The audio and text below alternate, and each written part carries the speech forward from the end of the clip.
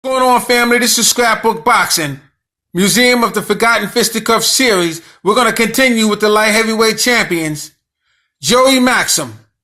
Joey Maxim gave Sugar Ray Robinson a problem only because of the heat in 1952 in Yankee Stadium. Joey Maxim won the fight because Sugar Ray Robinson couldn't continue in 14th rounds. All the sodium and electrolytes left his body, and he couldn't come out of the corner. Archie Moore took the title away from Joey Maxim. Joey Maxim took the title away from Freddie Mills. And Freddie Mills took the title away from Anton Christofoli. So let's take a look at Joey Maxim's boxing career. Joey Maxim was born in Cleveland, Ohio, March 28, 1922. His nationality was Italian-American. He stood 6 foot 1 inches and weighed 175 to 190 pounds. He was managed by Jack Kearns. Jack Kearns also managed Mickey Walker as well as Jack Dempsey. He attended Collinwood High School and participated in 10 amateur boxing contests and later engaged in 121 amateur athletic union competitions or competitive bouts, winning 116 in 1940. He won the Cleveland, Chicago, New York, and National Golden Glove championships in the middleweight division. Also was awarded a trophy for being the outstanding amateur boxer for the year 1940. Joey Maxim turned professional on January 3rd, 1941 with a 4-round victory over Bob Perry. This was in Cleveland. He made rapid progress, winning all but one of his first 11 contests that year. Maxim was the first professional to gain place in the ring's ratings during the first 9 months of a pro career. Joey Maxim was a clever boxer.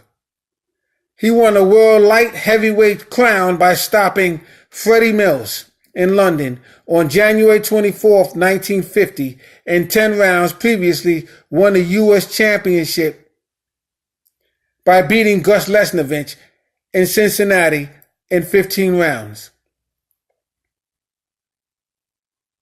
He won 15 rounds with Edward Charles on February 28, 1949.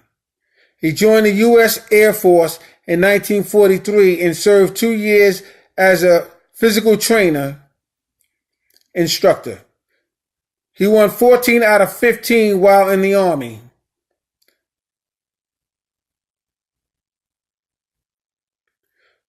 Was defeated in an attempt to win the world heavyweight title from Edward Charles on May 30 of 1951 at Chicago, Illinois, losing a 15-round decision.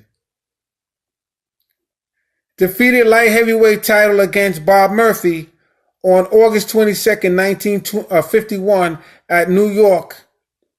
On June 25th, 1952 at Yankee Stadium, Robinson, the middleweight champion, faced Maxim in a fight for the light heavyweight title, and after being well in the lead, Robinson collapsed from the heat, and the bout was halted in the 14th rounds, and Maxim was the winner. Now, the thing about that fight that night, it was over 103 degrees, probably hotter than that, even though it was at night at Yankee Stadium. But referee Ruby Goldstein had to be carried out because he couldn't continue. He was getting ready to pass out. And they brought in Ray Miller. And Ray Miller and Ruby Goldstein had their rivals back in the 20s. I thought that was very interesting because at this point, Ruby Goldstein couldn't outlast Ray Miller. Joey Maxim, who already went over his height and weight. 1941, January 13th, Bob Berry, Cleveland. He defeated him in 4 rounds. January 27th, Frank McBride, Chicago, defeated him in 8 rounds. July 11th, Tony Paoloi, Cleveland, defeated him in 10 rounds. September 13th, Lee Omer, Youngstown, Ohio, defeated him in 8 rounds. Now, Lee Omer was an opponent of Joe Louis. December 1st, Clarence Red Berman, good fighter, Cleveland, Ohio, defeated him in 10 rounds, 1942, January 16th, Bicker Beckwith, outstanding African-American fighter, Chicago, Illinois, lost to him in 10 rounds. June 1st, Charles Roth, Chicago, Illinois, killed him in 4 rounds. June 22nd, Murderous Row heavyweight, Jimmy Bivens, Cleveland, lost to him in 10 rounds. July 27th, Curtis Shepard, very good African-American fighter, Pittsburgh, Pennsylvania. He defeated him in 10 rounds. August 27th, Jack Marshall, Chicago, KO'd him in 8 rounds. September 22nd, Shelton Bell, Pittsburgh, Pennsylvania, defeated him in 10 rounds. October 13th, Larry Lane, defeated him in 10 rounds. October 27th, Ezar Charles, Pittsburgh, lost to him in 10 rounds. December 1st, Ezar Charles, Cleveland, Ohio, lost to him in 10 rounds. 1943, January 18th, Clarence Brown, Chicago, Illinois, defeated him in 10 rounds. Fought him again February 15th in Chicago, defeated him in 10 rounds. March 10th, Curtis Shepard, Cleveland, Ohio. He was knocked out in 1 round by Curtis Shepard. Fought him again March 31st in Cleveland, Ohio. This time he defeated Curtis Shepard. April 26th, Al Jordan, Chicago, Illinois, defeated him in 10 rounds. October 29th, Buddy Scott, Chicago, Illinois, defeated him in 10 rounds. 1944, January 31st, Georgie Parks, Washington, defeated him in 10 rounds. April 28th, John Buddy Walker, very good African-American fighter, Detroit, Michigan, defeated him in 10 rounds. May 29th, Bob Gardner, Chicago, Illinois, defeated him in 10 rounds.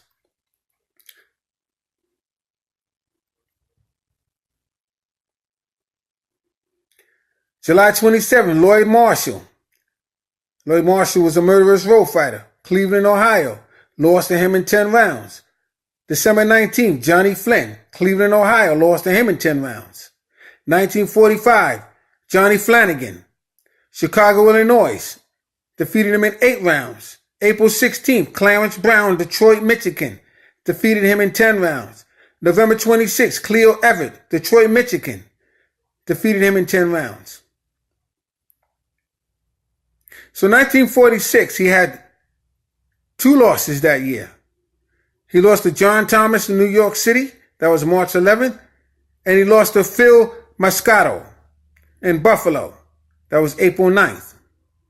Other than that, he defeated all his opponents. August 28th, Jersey Joe Walcott, Camden, he defeated him. October 16th, Bearcat Jones, Toledo, Ohio, KO'd him in 5 rounds.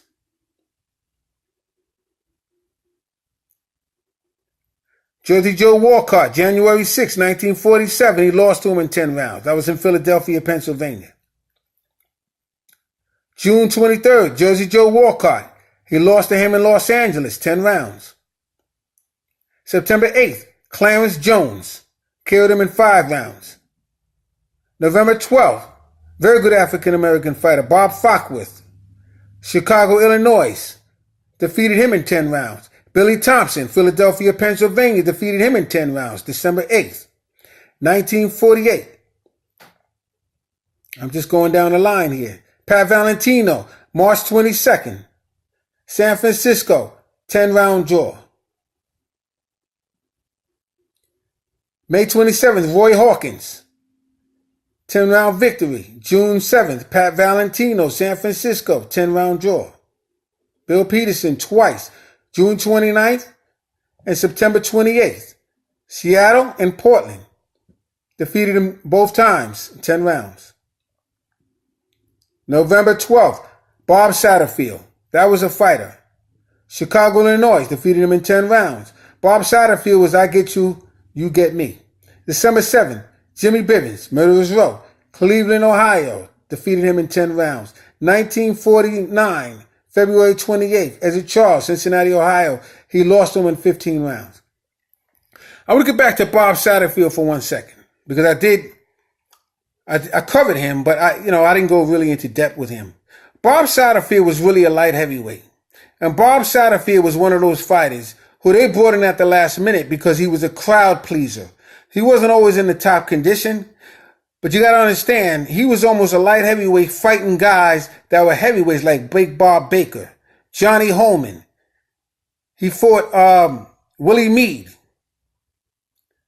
Willie James. I'm just thinking at the top of my head. Nino Valdez. Fighters like that. And when you fight murderous punches like that and you're light heavyweight and you're coming in at the last minute, that's going to happen to you. And the attitude he had was, I'm going to get you or you're going to get me. So, salute to Bob Satterfield. May 23rd, Gus Lesnovich, Cincinnati, Ohio. He defeated him in 15 rounds for the vacant American light heavyweight championship. Bill Peterson defeated him in 10 rounds. 1950, January 24th, Freddie Mills, London, KO'd him in 10 rounds and won a light heavyweight title.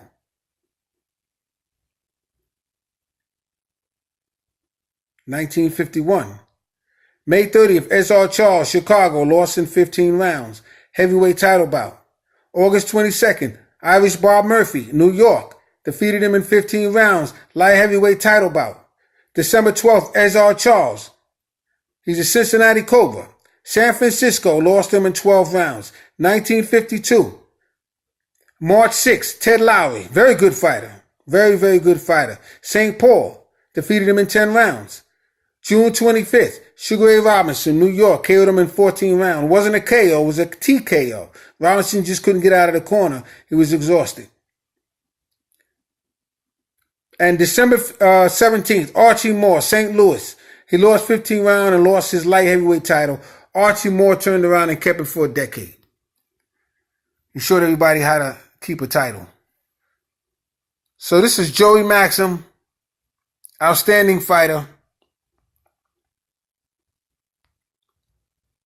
Joey Maxim has just entered my Museum of the Forgotten Fisticuff series. Salute to Joey Maxim. Joey Maxim was a fantastic light heavyweight champion and a very good fighter. Outstanding. Salute to him.